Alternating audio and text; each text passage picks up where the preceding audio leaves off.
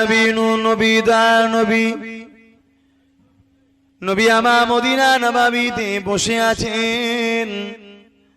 এমন সময় একটা মানুষ আল্লাহ নবী দরবারে আসলেন।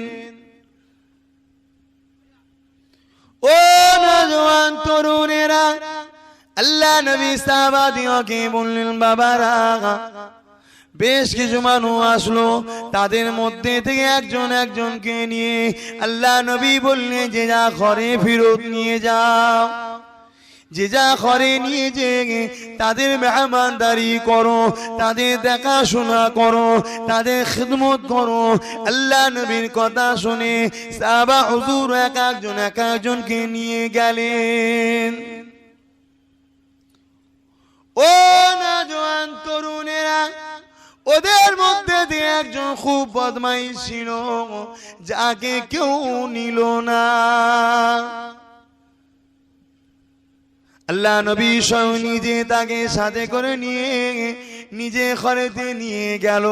কিন্তু এই বদমাইশ মানুষটা যেতে যেতে চিন্তা করতে লাগলো, রাসূলুল্লাহ ঘরে যা আছে আমি সব একা খেয়ে ফেলবো। দেখো পাখাই না টেনে লাগে, পাখাটাকে সরিয়ে দাও।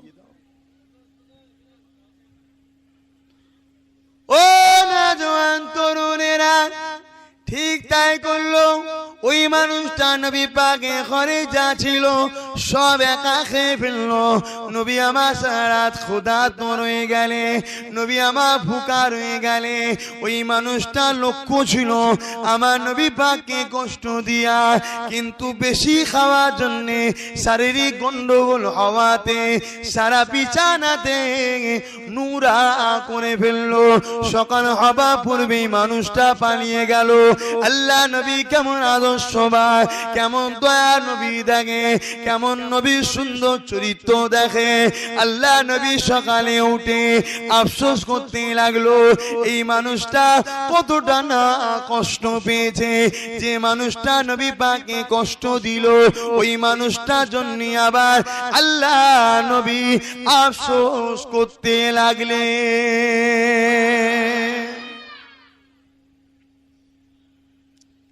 সেই নবীর উম্মত আজকে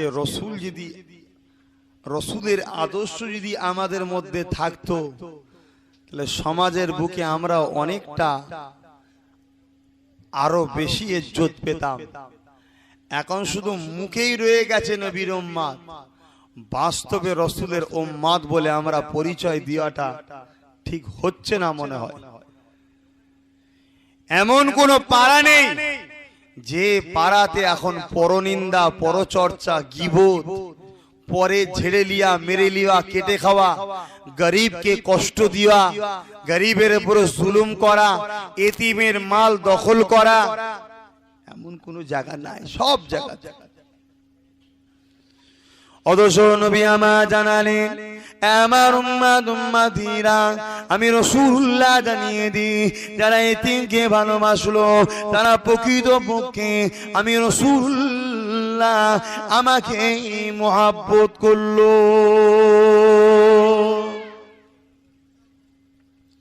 আল্লাহ নবী আরো বলেন, আমার উম্মতিরা, বাবারা শুনে রেখে দাও, কেউ যদি এতিমের মাথায় হাত বুলোয়, তারা যেন আমি রাসূলুল্লাহ আমারই নূরের মাথায় হাত বুলালো। কেউ যদি এতিমকে পরনা কাপড় দেয়, তারা যেন আমি রাসূলুল্লাহ আমাকে পরনা কাপড় দিল। কারা যদি এতিমকে পানি পান করায়, আমি রাসূলুল্লাহ তাদেরকে কাল কিয়ামতের ময়দানে আমি কৌশলের পানি পান করাবো। আমার খুব কষ্ট হচ্ছে, গরম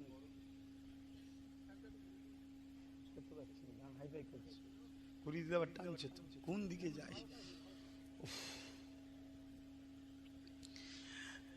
আমার আব্বারা, নওজোয়ান তরুণেরা, এ নবী পাকের উম্মতেরা, এতিমকে দুঃখ কষ্ট দিও না, এতিমকে আঘাত করো না, এতিমদেরকে ভালোবাসো, এতিমদের জন্য চিন্তা করো। নিজে খেলে শুধু এটা চলবে না, এতিমদেরকে খাবার চেষ্টা করো, এতিমদেরকে পরনা কাপড় দাও। এ নওজোয়ান তরুণেরা, কাল কিয়ামতের ময়দানে আল্লাহ পাক একদল লোককে ডাক দিয়ে বলবে, আমার বান্দা বান্দিরে তোমরা কোথায় যাবে বলো? তারা বলতে লাগবে, ও রব্বি আল্লাহ পাক, আমরা আপনার জান্নাতে যেতে চাই। আল্লাহ পাক সময় বলতে লাগবে, আমার বান্দা বান্দিরে দুনিয়া জমিনে আমি যখন খেতে পাই না, ওই সময় তোমরা আমাকে কি খাবার দিয়েছিলে? বান্দা বান্দিরা চিন্তায় পড়ে যাবে, ও রব্বি আল্লাহ পাক, আপনার আবার খিদে কোথায়? আপনি আবার কারো মুখাপেক্ষিত নয়। আল্লাহ তাআলা ওই সময় বলতে লাগবে, আমার বান্দা বান্দিরে দুনিয়া জমিনে আমার এতিম অসহায় গরিব বান্দা বান্দি ছিল, তাদেরকে দিওয়া মানে ওটা আমি আল্লাহ আমারই বান্দাকে দিয়া হতো, আমাকে দিয়া হতো। কার জন্য দিতে? আমার বান্দা বলেই দিতে, তো তাহলে ভালোবাসাটা আমার জন্যই হতো। আজকে সেই গরিব অসহায়দের দিকে আমাদের খেয়াল আছে? যে যা শুধু নিজের কথা ভাবছি, আমার ছেলে আমার ছেলে আমার ছেলে আমার ছেলে। কিন্তু এটাও তো ভাবা দরকার, এতিমের সঙ্গে যে ব্যবহারটা হচ্ছে ওইটা তোমার বাচ্চার সঙ্গেও হতে পারে। আমার আব্বারা, নওজোয়ান তরুণেরা, ও নবী পাকের উম্মতেরা, এ রাসূলের দিওয়ানারা, আল্লাহ নবী এতিমদেরকে কত মোহাব্বত করেছে, আল্লাহ নবী এতিমদেরকে কত প্যার করেছে। নবী আমার যখন মদিনার ঈদগাহ দিকে যাচ্ছে, আল্লাহ নবী নামাজ পড়তে নামাজ পড়তে নবী আমার যেতে দেখতে লাগলে রাস্তা ধারে একটা বাচ্চা ছেলে ধুলাবালি মেখে বসে আছে। নবী আমার ওই বাচ্চার সামনে গিয়ে দাঁড়িয়ে গিয়ে বলতে লাগলে, এ আল্লাহ পাকের বান্দা, এ বাবা শিশু, তোমার কি দুনিয়া জমিনে কেউ নাই? আজকে খুশির ঈদের দিনে এই রকম ধুলাবালি মেখে তুমি রয়েছো। আজকে ঈদের দিনে সবাই সুন্দর সুন্দর জামা কাপড় পরে খুশির ঈদ বানাতে যাচ্ছে। কে বাবা, তোমার পরিচয়টা কি? ওই বাচ্চাটা বলতে লাগলে, আমি আমার দুঃখের কথাটা এতিম নবী ছাড়া কাউকে বলবো না। আমার আম্মা যা বলেছে, এতিম নবী ছাড়া কাউকে শোনাতে মানা করেছে, কারণ আমার দুঃখের কথাটা এতিম নবী ছাড়া আর কেউ বুঝবে না। আমার রাসূল তিনি বুঝেছেন প্রকৃত এতিমদের দরদ। আর সেই রাসূলের দেখা দেখি যারা এতিমদের ঘরে ভালোবেসেছে তারা নবীর প্রেমিক হয়ে গেছে। জোরে বলুন সুবহানাল্লাহ। দাদা হুজুর শুধু কি জলসা করেছিল নাকি? এই বলবেন তো না, শুধু পীর মুরিদি করেছিল। দাদা হুজুরের বহুমুখী সংগঠনও ছিল, সমাজ সেবা করেছিলেন, কথা বুঝছেন, এবং স্বাধীনতা সংগ্রামী ছিলেন। দেশের জন্য তিনি লড়াইও করেছিলেন। জোরে বলুন সুবহানাল্লাহ। আমরা এমন একটা পীরের মুরিদ যিনি সর্বদিকে ইসলাম তো সব দিক দিয়ে নিয়ে, আধ্যাত্মিক ব্যাপারেও আছে ইসলাম, যেমন তেমন দুনিয়াবি আপনি কেমন চলবেন, আপনার সাংসারিক জীবন, পারিবারিক জীবন, ব্যবসায়িক জীবন, রাজনৈতিক জীবন কেমন হবে সব ইসলাম শিক্ষা দিয়েছে। সেই ইসলামের অনুসারী আমরা, আমাদের মধ্যে সবটাই থাকা দরকার। লাগবে না? লাগবে না? আজকে তোমার পীরের বাচ্চা, আমি তোমাদের ভাইজান, আমি যদি তোমাদের জন্য কিছু ভাবি দুনিয়াবি দিক দিয়ে, তাহলে ভাবার অধিকার আছে না? না, যে আমার ভাইগুলো কি করে বড় হবে, আমার ভাইগুলো কি করে ভালো ভালো জায়গায় চাকরি পাবে, আমার ভাইগুলো কি করে রুজির রাস্তা ভালো হবে, চেষ্টা করতে আপত্তি আছে? কথা বলছেন না কেন? আপত্তি আছে? সবকিছুই করতে লাগবে। ইসলাম পুঁথিগত জিনিসের উপরে না। আমার আব্বারা, নওজোয়ান তরুণেরা, ও নবী পাকের উম্মত উম্মতিরা, আমার রাসূলের দিওয়ানারা, আল্লাহ নবীকে দেখে শিক্ষা নেন।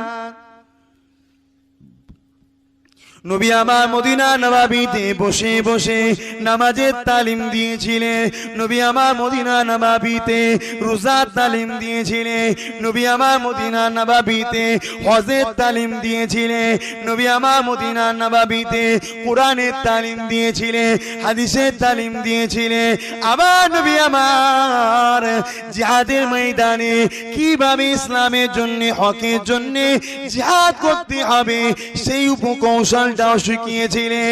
তাই আমার নবী পাককে দেখে তাম পৃথিবীর জমিনে আজকে রাজারা, বাদশারা আমার নবীর চরিত্রকে সামনে নিয়ে তারা দেশ চালাতে লেগেছে। এ নওজোয়ান তরুণেরা, বিশ্বের জমিনে আজও পর্যন্ত হযরতে ওমর ফারুকের নাম ছড়িয়ে রয়েছে। বিশ্বের জমিনে যত বাদশা আসুক না কেন, ওমর ফারুকের নাম শুনলে সবাই সম্মান দেয়, স্যালুট করে। হ্যাঁ হ্যাঁ, ওমরের মতো রাজত্ব আমরা করতে পারবো না। এই ওমর ফারুক এই রাজত্বটা শিখেছে কার কাছ থেকে? ওনার উস্তাদ, ওনার মাস্টার হযরতে নবী পাক সাল্লাল্লাহু আলাইহি ওয়াসাল্লাম। কি আদর্শ ছিল ওমর ফারুকের। হুজুর রাত্রিরে ঘুরে ঘুরে ঘুরে ঘুরে ঘুরে ঘুরে সব বাড়ি বাড়ি দেখতো কে না খেয়ে শুইয়েছে, কে না খেয়ে শুলো, কে কি কষ্টের মধ্যে আছে। হযরত ওমর ফারুক সব ঘুরে ঘুরে দেখতেন। আজকে আমাদের দেশের সরকাররা করে, এই করে ওই যখন ভোটের সময় আছে তখন বেরোয়, আর যেদিন বেরোয় দেখবেন ফর্সা ধবধবে বেরোয়, এসিতে থাকে সব সময়। আর ভোটটা যেদিন প্রচার হয়ে যাবার রায় বেরোবে, মানে প্রচার হয়ে গেল কাল থেকে ভোট, তখন কালো বাঁদরের মতো সব ঘরে ঢুকছে। এ কথা বুঝছেন না, বোঝেন না? আর অথচ আমাদের শোষণ করে তারা বড় হচ্ছে, আমাদের নিয়েই তারা বড়, কিন্তু আমাদের কথা তারা একটু ভাবছেন। হ্যাঁ, কিছু কিছু লোক আজও আছে, সবাই যে খারাপ তা বলছি না, একটা দুটো, তবে ভালোর ভাগটা খুব কম, ভালোর ভাগটা খুবই কম। আমাদের খোঁজ খবর নিবার কেউ নেই। ওই ভোটের সময় এলে পাড়ায় পাড়ায়, অলিতে গলিতে, জঙ্গল ফঙ্গল মেরিয়ে মেরিয়ে সব ঘুরে ঘুরে ঘুরে ঘুরে বেড়ায়। দাদা আমার দিকে একটু খেয়াল রেখো, দিদি আমার দিকে একটু খেয়াল রেখো, ভাই আমার দিকে একটু খেয়াল রেখো, বোন আমার দিকে একটু খেয়াল রেখো। বলে না, বলে না? কথা বুঝছেন তো নাকি? আর ভোটটা যেই মিটে গেল, টিকি পর্যন্ত দেখা যায় না। যদিও বা একটা গাড়ি করে যাচ্ছে, তার আবার কালো কাঁচ। ও তো যেটু দেখবো সৌভাগ্য খুলবে যে আমার নেতাটাকে একটু দেখতে পেয়েছি, তার আবার কালো কাঁচ দেখা যায় না। কথা বুঝছেন তো নাকি?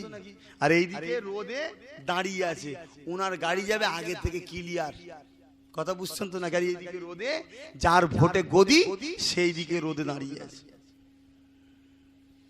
কথা খারাপ লিখছেন নাকি? কথা জোরে বলেন, খারাপ লিখছেন? তাহলে বলেন, আলোচনা করছি না, ওইদিকে সরে যাচ্ছে। নেতা তো আল্লাহ জমিনে একটাই ছিল, আমার আপনার নেতা তো একটাই, নবী মুহাম্মদ রাসূলুল্লাহ। ও নওজোয়ান তরুণেরা, সেই নেতা আদর্শতে হযরত ওমর ফারুক তাম বিশ্বের ইসলাম জগতে সম্রাট ছিলেন, ইসলাম জগতে সুলতান ছিলেন, ইসলাম জগতে বাদশা ছিলেন, আমিরুল মুমিনিন খলিফাতুল মুসলিমিন ছিলেন। হুজুর ইচ্ছা করলে আরামে ঘুমোতে পারতেন। এ নওজোয়ান তা না করে হুজুর আমার বালিতে শুয়ে থাকতে, ফাঁকা জায়গাতে এমনি ভাবে শুয়ে থাকতে, পরনার জামা কাপড় ছিঁড়া ফাটা এমন করে পরে ঘুরতে। কেননা কার জিনিস পাবো, ওমর ফারুক নিয়ে ব্যবহার করব। কাল কিয়ামতের ময়দানে আল্লাহর সামনে আমি ওমর কি জবাবটা দেবো, এইটাই চিন্তা করতে থাকতে। এই শিক্ষা ওমর ফারুক কার কাছ থেকে পেল? এই শিক্ষা পেল আল্লাহর নবীর কাছ থেকে। বাদশা নেতা তো এইরকম হবে।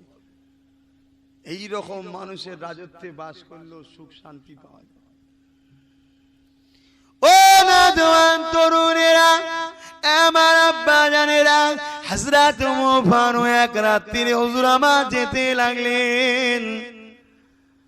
শহরে অলিতে গলিতে এলাকায় এলাকায় ঘুরে ঘুরে দেখে কোথায় কোন মানুষটা বিপদের মধ্যে রয়েছে। হযরত ওমর ফারুক দেখতে লাগলেন একটা বাড়িতে বাচ্চাদের কান্নার আওয়াজ আসছে। হযরত ওমর ফারুক দরজা করে আওয়াজ দিলেন, আম্মা জান, কে আছেন মা? দরজাটা একবার খোলেন মা। কিসের কান্না মা? এই দরজাটা খোলেন মা। ও নওজোয়ান তরুণেরা, কিরকম বাদশাহী করেছিলেন মুসলিম জাহানের বাদশাহ আল্লাহ নবীর শিষ্য হযরত ওমর ফারুক। হযরত ওমর ফারুকের আওয়াজটা শুনে ওই মহিলাটা বলতে লাগলে, কে আপনি? ওই সময় ওমর ফারুক নিজের পরিচয়টা গোপন রেখে বললে, আম্মা জান, আমি আপনারই একটা ছেলে। দরজাটা খুলে বলেন মা, বাচ্চাগুলো কেন কাঁদে? হযরত ওমর ফারুককে বলতে লাগলে, এ আল্লাহ পাকের বান্দারে, আমার স্বামী জিহাদের মাঠে গিয়ে শহীদ হয়ে গেছে। আমার অভাবী সংসার, আমার বাচ্চাগুলো খেতে পাচ্ছে না, ভুকা জ্বালাতে বাচ্চাগুলো কাঁদতে লেগেছে। ওমর ফারুকের চোখ দিয়ে পানি বেরিয়ে যায়। মা, একটু অপেক্ষা করেন মা, এখনই মা নিয়ে আসছি মা। হযরত ওমর ফারুক চলে গেলে বাইতুল মালে গিয়ে নিজে আটা ভুজায় মাথায় তুলে, খাজুরের গুড় মাথায় নিয়ে, খাজুরের বস্তা পাত্র মাথায় নিয়ে হযরত ওমর ফারুক এমন করে রওনা দিলে। সঙ্গে একজন ছিলেন আল্লাহ নবীর সাহাবী, উনি বলতে লাগলে, এ আমিরুল মুমিনিন, আপনি নিজে বয়ে নিয়ে যাচ্ছেন, এটা কেমন লাগছে? আপনি আমাকে দেন, আমি মাথায় করে নিয়ে যাই। ওই সময় ফারুক বলেছিলেন, কাল কিয়ামতের ময়দানে এই কাজটা আমি যদি না করি, আমি ওমরের মনে হয় আল্লাহ পাক আমাকে পাপ দেবে, ওই পাপটা তুমি কি বয়ে নিয়ে যাবে? বুঝছেন তো নাকি কি চিন্তা তাদের ছিল? দেখেন আজকে সেই চিন্তা চেতনার মানুষ আছে? বলেন না গো, আছে? আপনাদেরকেও খুব কষ্ট হচ্ছে নাকি? সরাসরি দিচ্ছেন না কেন? আমার তো আলোচনা করতে খুব কষ্ট হচ্ছে, এত গরম লাগছে বলার মতো না, জান হাইফাই করছে। আমার আব্বারা, নওজোয়ান তরুণেরা, ও নবী পাকের উম্মতিরা, অনেক বড় কথা। হযরত ওমর ফারুক গেলেন, মালগুলো নামিয়ে দিলেন, আটা তৈরি হলো, বাচ্চাগুলো খেতে লাগলো। খুশি মুখটা দেখে ওমর ফারুক বিদায় নিতে লাগলেন। ওই মহিলা হাত তুলে বলতে লাগলেন, ও রব্বি আল্লাহ, ওমরকে বাদশা না করে এই ব্যক্তিটাকে বাদশা করতে আমরা আরো শান্তিতে থাকতাম। হযরত ওমর ফারুক কাঁদতে লাগলে। ওই মহিলাটা বলতে লাগলে, এ আল্লাহ পাকের বান্দা, আপনার পরিচয়টা কি বলে? হযরত ওমর ফারুক বললে, কালকে রাজ দরবারে যাবেন মা, আমার পরিচয়টা আপনি পেয়ে যাবেন মা। অনেক বড় কথা। মহিলা রাজ দরবারে এলো। মহিলা দেখতে লাগলেন, কালকে আটা পূজায় মাথায় নিয়ে আমার ঘরে যে গিয়েছিল, তিনি অন্য কেউ নয়, তিনি হলেন আমিরুল মুমিনিন, খলিফাতুল মুসলিমিন, হযরত ওমর ফারুক। এই যে মানুষ বিপদে পড়লে তার পাশে দাঁড়ানো, তার কান্নায় সাথ দেওয়া, এই শিক্ষাটা ওমর ফারুক পেল কার কাছ থেকে? তো বলেন, কার কাছ থেকে পেল? আল্লাহ নবীর কাছ থেকে পেয়েছে। আমার আব্বারা, নওজোয়ান তরুণেরা, ও নবী পাকের উম্মতিরা, আমার রাসূলের দিওয়ানারা, আল্লাহ নবী নূর নবী দার নবী, নবী আমার বসে আছে। এমন সময় আল্লাহ নবীর কানে একটা কান্নার আওয়াজ এসে যায়। আল্লাহ নবীর কানে কান্নার আওয়াজ আসে। গভীর রাত্রে কে কাঁদে? আল্লাহ নবী সাহাবাদেরকে বলতে লাগলে, বাবারা চলো তো দেখি কে কাঁদে বাবা, কে কাঁদে বাবা। আজকে আমার গ্রামে যদি গভীর রাত্রে কেউ কাঁদে, আমি আপনি কি ছুটে দেখতে যাব? করেছে নাকি আরো খিল লাগিয়ে শুয়ে থাকবে? কথা বুঝছেন তো নাকি? তাহলে শুধু নামাজে ইসলাম শেষ তা নয়, দাঁড়িয়ে রাখলেই শুধু ইসলাম হয়ে গেল তা নয়, অনেক কিছু কাজ আছে। আপনার পড়োশি খেতে পাই না, আপনি ভালো মন্দ খাবেন, আল্লাহ কিন্তু কিয়ামত দিন আপনাকে ধরবে। পড়োশিরও একটা হক আছে। আমার আব্বা জানেরা, নওজোয়ান তরুণেরা, আল্লাহ নবী সাহাবা হুজুরকে সাথে নিয়ে রওনা দিলেন। ও বাবা সাহাবারা, চলো তো দেখি কে কাঁদে। আল্লাহ নবী যেতে লাগলে, সাহাবা হুজুরকে ঘরে নিয়ে যেতে লাগলে, গিয়ে দরজা খোলায় ডাক দিলেন, মা, এ মা, মহিলা কাঁদেন কেন মা? দরজা খোলেন মা, কি হয়েছে বলেন মা। ওই সে মহিলা আওয়াজ দিচ্ছেন, কে আপনি? এই গভীর রাত্রিরে কার মনে এত দয়া ময়া? আমি অভাগিনীর খোঁজ নিতে এসেছে। ওই সে আমার রাসূলুল্লাহ আওয়াজ দেয়, মারে, আমি আব্দুল্লাহর বেটা মুহাম্মদ রাসূলুল্লাহ। ওই মহিলা বলতে লাগলে, ইয়া রাসূলুল্লাহ, হাবিবাল্লাহ, বিয়াদবি নেবেন না, আমার মনে চিন্তা হয়েছিল আপনি ছাড়া কেউ নাই, কারণ এই গভীর রাত্রিরে অসহায়ের খোঁজটা আপনি ছাড়া আর কে নেবে? ওই মহিলা দরজা খুলে দিলে। আল্লাহ নবী বলতে লাগলেন, মা, কেন কাঁদেন মা? ওই মহিলা বলতে লাগলেন, ইয়া রাসূলুল্লাহ, হাবিবাল্লাহ, আমি স্বামী হারামে, আমার আব্বা আম্মা কেউ নাই, আমার একটি মাত্র বাচ্চা ছিল, ওই বাচ্চাটাকে নিয়ে আমি হাসি খুশিতে দিন কাটাতাম। ইয়া রাসূলুল্লাহ, হাবিবাল্লাহ, আমার বাচ্চাটার বড় খিদা লেগে যায়, আমি রান্নার জন্য চুলাতে পানি বসিয়ে দিই, কিছুই আমার ঘরে নাই। বাচ্চাকে বলতে লাগে, বাবা ছেলে শান্ত হও, রান্না করতে লেগেছি, অথচ পাত্রে পানি ছাড়া আর কিছু নাই। এ না জওয়ান তরুণেরা, খুব ভালো করে বোঝো, এত গরিব আজকে জমিনে কেউ আছে? কেউ আছে এত গরিব? আল্লাহ এত দিয়েছে, আমরা ইসলামের জন্য এখন দিতে পারছি না। ইসলামের জন্য যদি মাল লাগে, দেবেন না দেবেন না? কথা বলেন। ইসলামের জন্য যদি মাল লাগে, দিতে হবে না হবে না? একটু মুখ খুলে বলে। আজকে আল্লাহ সব দিল, সেই রসুলের জন্য, সেই আল্লাহর জন্য যদি মাল চাওয়া হয়, থাকতেও দিচ্ছে না, থাকতেও দিচ্ছে না। আর অথচ আমার রসুল, তার সাহাবা হুজুররা কিছুই নাই, যা ঘরে একটু ছিল সব লিখে দিয়েছে। এখনো বুঝতে হবে, এখনো বুঝতে হবে যে দুনিয়াটা চিরস্থায়ী নয়, আমাদের আখিরাতটা হলো চিরস্থায়ী। আল্লাহর জান্নাত যদি পাই, চিরস্থায়ী জান্নাতে থাকবো। অতএব সেই জান্নাতের কতটুকু ভাবা দরকার।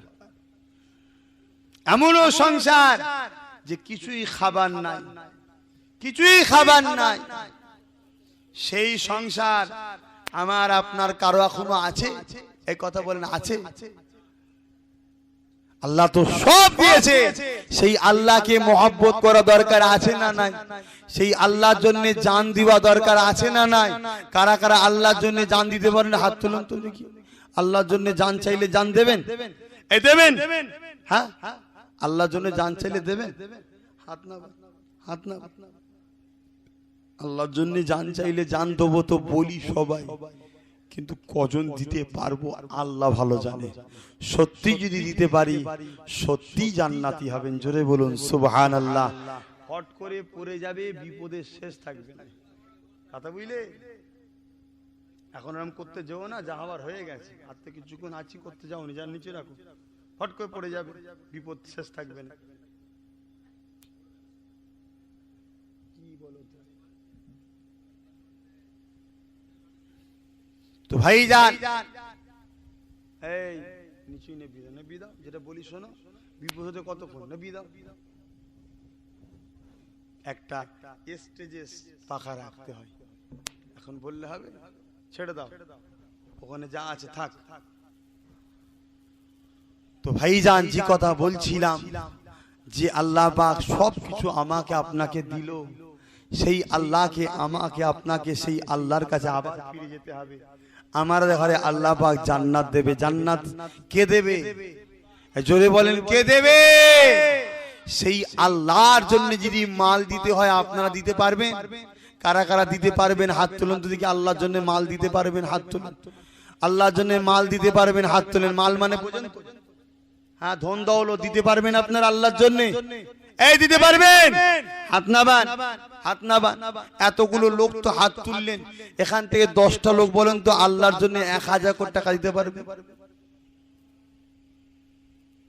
বলেন দেবেন তো? বলে সবাই হাত তুললেন, 10টা লোক হাত তুলে বলেন 1000 কোটি টাকা দিতে পারবে। একটা, দুটো, তিনটে, চারটে, 5টা, 6টা, আর কই 7টা হয়েছে। আর 3টে লোক বলেন, বলেন 3টে লোক কে কে আছে? এই 3টের মধ্যে প্রথম কে হাত তুলবে যে আমি দেবো? আলহামদুলিল্লাহ। আর কে আছে? আর 2টো দরকার। এই 2টোর মধ্যে প্রথম কে হাত তুলবেন যে আমি দেবো 1000 টাকা আল্লাহর মহব্বতে? বলেন। মাশাআল্লাহ, উঠে গেছে, নারে দিবেন। শেষ লোকটা কে আছে 1000 টাকা দেবে আল্লাহর প্রেমে?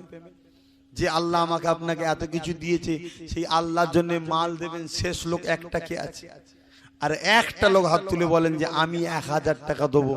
এতগুলো লোকের মধ্যে থেকে হাত তো সবাই তুলেছিল, আলহামদুলিল্লাহ। একবার 10 জন হাত তুলেলেন তো গুনেলি, যারা যারা হাত তুলেছিলেন একটু হাতটা গুনেলি, একবার হাত তোলেন।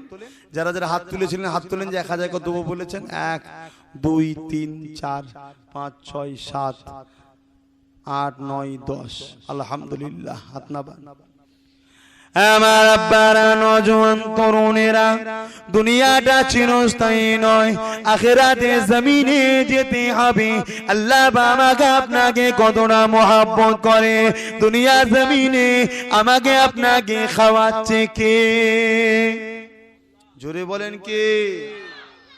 এ নওজোয়ান তরুণেরা, জমিনে চাষ করতে গেলে, ফসল লাগালে যে ফল ফলবে, এটা আমার আপনার ভুল ধারণা।